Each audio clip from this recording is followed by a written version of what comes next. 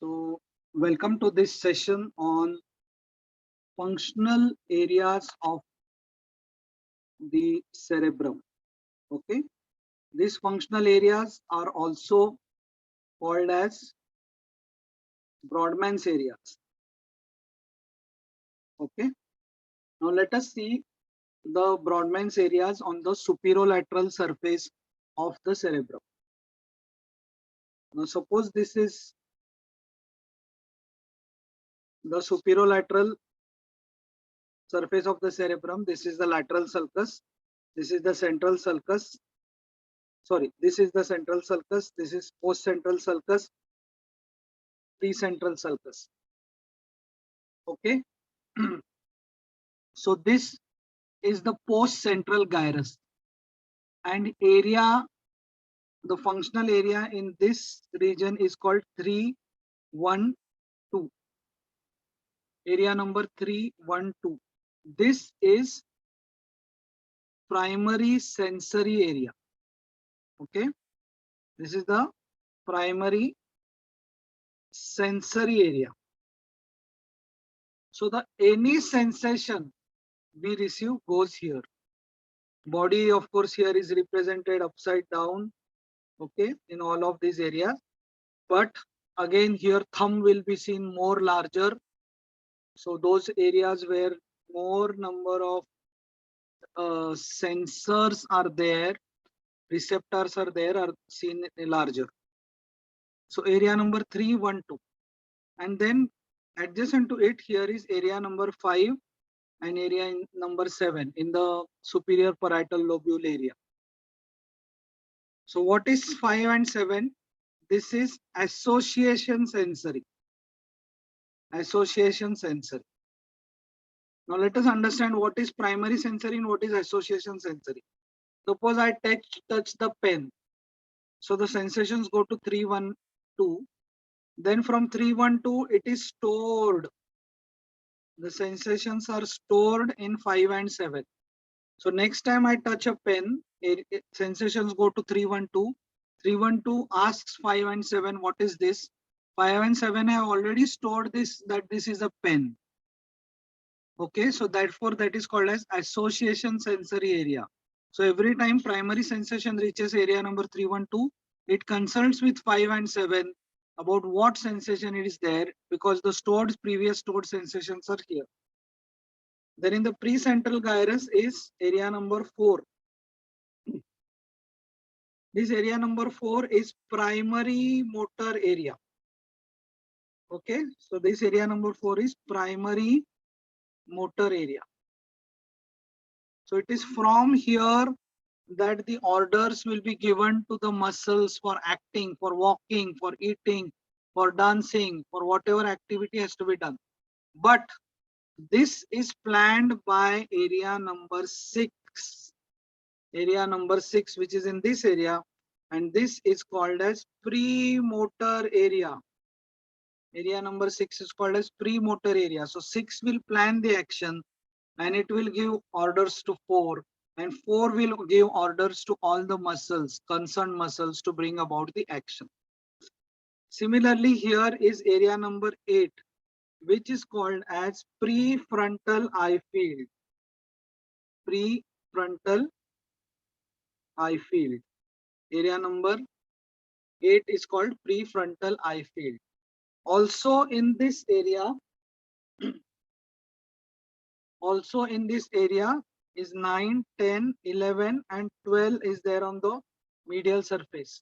9, 10, 11, 12 is the prefrontal cortex. It is the prefrontal cortex and it is concerned with intelligence. It is concerned with intelligence. It is concerned with problem solving. 9, 10, 11, 12 area. Then here all of us know that is the ascending ramus and the anterior ramus. And here is area number 44 and 45. 44 and 45. This area is called as Broca's area. This area is called as Broca's area, which is the speech area. So speech area is area number 44 and 45.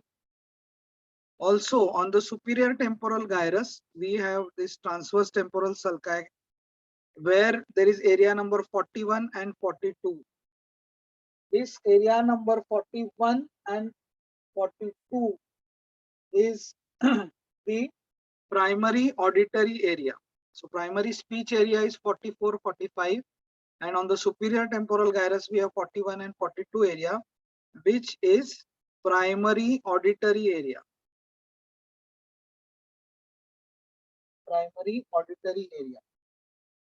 Also in this whole area over here, is the Wernicke's. There is an area here called as Wernicke's area. This is the sensory speech area. So this is the area of comprehension.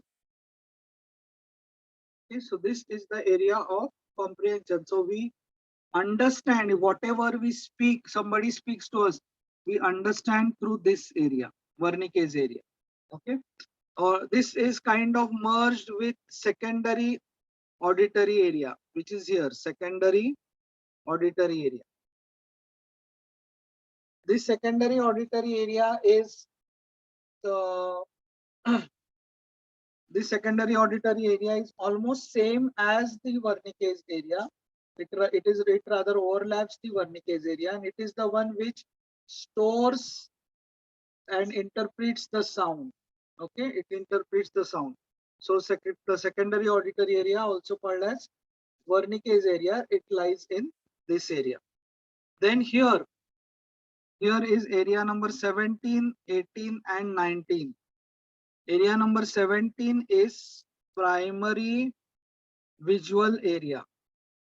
So anything we see firstly goes to primary visual area. After we see it, it is stored in secondary visual area. Secondary visual area is area number 18 and 19 in the occipital region.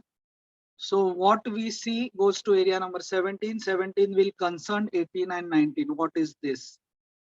Okay, so these are the main areas, prominent areas,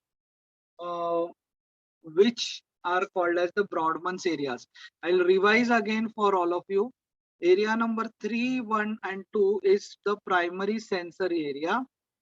Okay, the primary somesthetic area, primary sensory area. 5 and second is association sensory area, where the sensations are stored. 6 is premotor area, which plans the action. It gives orders to 4, which is there in the precentral gyrus, area number 4, which it gives orders to the muscles. 8 is prefrontal eye field. It is for the conjugate movement of the eyes. 9, 10, 11, 12 is the prefrontal cortex lobe for problem solving, for intelligence. Area number 44 and 45 is the Broca's area of speech. 41 and 42 is primary auditory area. Below that is area number 22, which is called as Wernicke's area. Wernicke's area is secondary auditory area, or also called as sensory speech area, where we comprehend things with that. Area number 17 is primary visual area, where we see things with it, and whatever we see is stored as in area number 18 and 19, which is called as secondary visual area. So that is all about the Brodmann's areas on the cerebrum.